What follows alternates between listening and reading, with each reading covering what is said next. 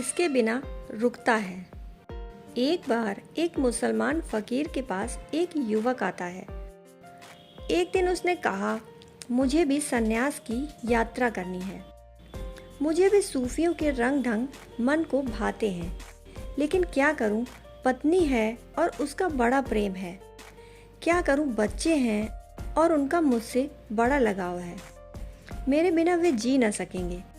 मैं सच कहता हूँ, वे मर जाएंगे। मैं पत्नी से सन्यास की बात करता हूँ तो वह कहती है मैं फांसी लगा लूँगी। उस फकीर ने कहा, तू ऐसा कर, मैं कल सुबह तेरे घर आता हूँ।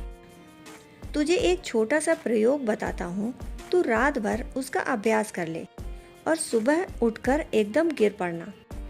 प्रयोग उसने दिया था सांस को साधने का, कि इसका रात भर अभ्यास कर ले। सुबह तू सांस साध कर गिर जाना, लोग समझेंगे कि मर गया।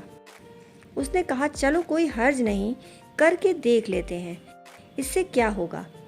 फकीर ने कहा, तुझे दिखाई पड़ जाएगा कि कौन कौन तेरे साथ मरता है। पत्नी मरती है, बच्चे मरते हैं, पिता मरते हैं, माँ मरती है, भाई मरते हैं कि मित्र मरते हैं। कौन कौन तेरे साथ मरता है पता चल जाएगा।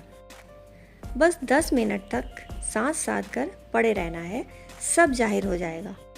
तू मौजूद रहेगा, तू देख लेना, फिर दिल खोलकर सांस ले लेना, फिर तुझे जो करना हो कर लेना। वह सुबह मर गया।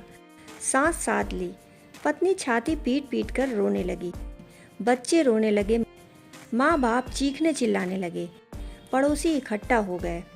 उसी भीड़ के भीतर वह फकीर भी आ गया। फकीर को देखकर परिवार के लोगों ने कहा, आपकी बड़ी कृपा इस मौके पर आप आए। परमात्मा से प्रार्थना करो, हम तो सब मर जाएंगे, बचा लो किसी तरह, हम सब इन्हीं के सहारे थे।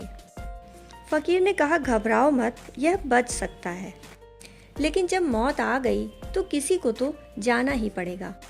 तुम में से जो भी जाने को राजी हो वह हाथ उठा दे, वह चला जाएगा और यह बच जाएगा, इसलिए जल्दी बताओ।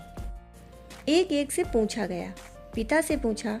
पिता ने कहा, अभी तो बहुत मुश्किल है, मेरे और भी बच्चे हैं, कोई यही एक मेरा बेटा ही नहीं था, उनमें कई अभी अविवाहित हैं, कोई अभी विद्यालय में पढ़ रहा है, मेरा होना तो बहुत ज़रूरी है, मैं कैसे जा सकता हूँ। माँ ने भी कुछ बहाना बताया। बेटों ने कहा, हमने तो अभी जीवन ही नहीं देखा। पत्नी से पूछा। पत्नी के आंसू एकदम रुक गए। उसने कहा, अब तो ये मर ही गए हैं, हम किसी तरह जीवन चला लेंगे, अब आप आगे झंझट ना करो। फकीर ने कहा, अब उठ। वह आदमी आँख खोलकर उठ गया। फकीर ने कहा, अब तेरा क्या इरादा है। उसने कहा, अब क्या इरादा है, आपके साथ चलता हूँ, हम तो मर ही गए, अब ये लोग चला ही लेंगे। देख लिया राज, समझ गए, सब बातों की बात थी, कहने की बातें थी, कौन किसके बिना रुकता है, कौन कब रुका है, कौन किसको रोक सका है। दृष्टि आ जाए तो वैराग्य उत्पन्न होता है। उस घड़ी उस युवक ने देखा, इसके पहले बहुत सोचा था, उस घड़ी दर्शन हुआ। इसके पहले विचार बहुत किया था, लेकिन ये विचार न थे, विवेक न था।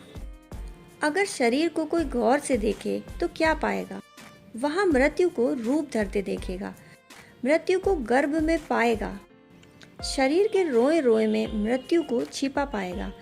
प्रकट होने की प्रतीक्षा चल रही है, आज नहीं कल प्रकट ही हो जाएगी। जो शरीर को गौर से देखेगा वह मृत्यु को देख लेगा। फिर हम शरीर से बंधेंगे कैसे, आसक्त कैसे होंगे। मृत शरीर से कोई बंधता है कहीं, मृत शरीर से तो कोई संबंध नहीं रखता। दोस्तों, कहानी सुनने के लिए आपका बहुत बहुत आभार।